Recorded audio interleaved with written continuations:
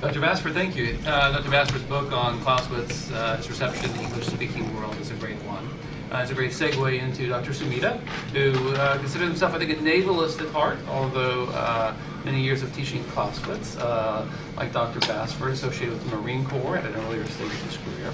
And I think for those who have a scholarly interest in Clausewitz, has a view of the work perhaps as a more coherent whole than others on the panel might share as well.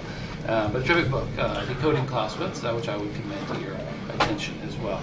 Dr. Sumida, thank you for joining us, and I turn it over to you. Well, thank you for having me here.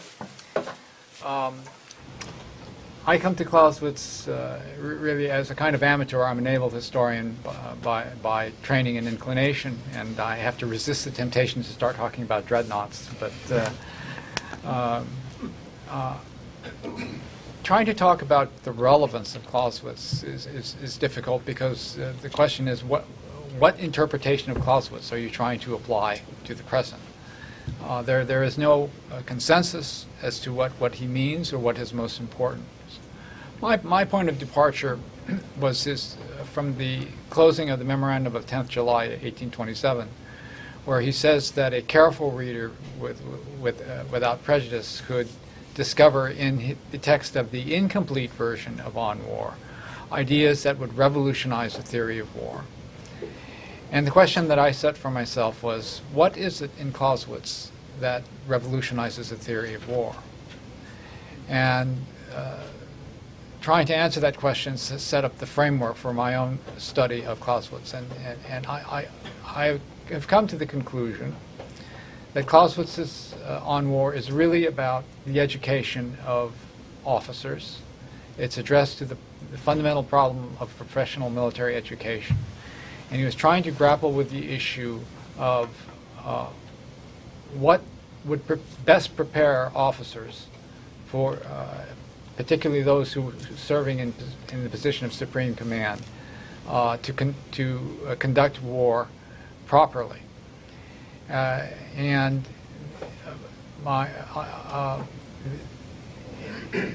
Clausewitz would I think argue that the best preceptor of supreme command would be actual experience, and of course he had that himself in the decade-long struggle against Napoleon. That was probably the best graduate and undergraduate course in what war was all about. But the problem is that in periods of peace, you don't have that opportunity to train officers or educate officers with actual experience. So what would be the best substitute for actual experience? And I think that Clausewitzian theory was basically constructed to provide, to address this issue. And I think this is where Clausewitz, for me, made an extraordinary breakthrough, which I think is of great relevance to current PME.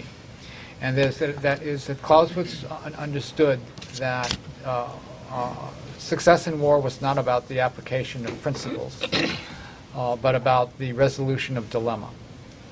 And that dilemma was caused by large factors and small factors, and that the best substitute for actual experience was historical case study of command decision. And he recognized that the record of verifiable historical fact was not sufficient to construct a case study that would generate the kind of dilemma that he thought was characteristic of reality. And therefore, you had to augment the verifiable historical fact with surmised facts, which were to be generated by theory. And Clausewitzian theory, therefore, was meant to provide important components of the narrative in order to create the best platform for grappling with not just the rational, linear issues of not only strategic planning, but the execution of plans, but the non-linear problems that Alan Baruchin wrote about in his essay in International Security, which Clausewitz believed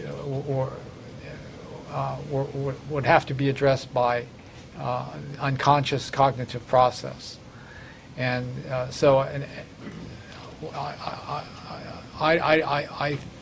I think that Clausewitz himself would be very leery of directly applying his theories to particular problems of policy. I mean, Clausewitz, I think, is not about how you do or even how you think about war, but how you learn to think about war. And that the learning process is the engagement with complex, sophisticated historical case study. Taking up where Chris Bassford left off, I mean, I don't think Clausewitz would say that on war, that his book would be sufficient to address that problem today. I mean, because much of On War is devoted to providing you with the means of generating surmised fact in the period of the Napoleonic Wars.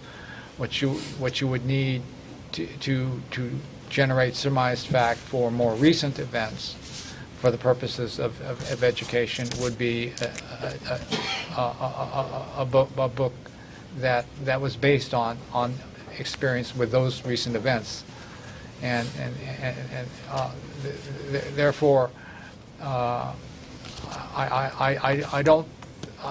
think that On War can serve as a model for the kind of book that would be needed to address present educational requirements, but it is in and of itself insufficient to do so. This should not surprise us. I mean, let me close on a quotation which I've never been able to track. Someone once said to me that the 19th century was the century of the three Charleses: Charles Darwin, Karl Marx, and Karl von Clausewitz. And the question is, biologists today don't read Darwin as a starting point for their work, nor do economists read Karl Marx. They are classics of the literature. Clausewitz, I think, because it's different in one respect, and that is that his identification of the unconscious, and I think that's quite clear in the text that he's talking about the unconscious as a critical element in decision making. Makes him quite relevant. I don't think that has been really taken in sufficiently by the military and PME. And I'll stop there. Dr. Sumida, thank you for those thoughtful and provocative comments.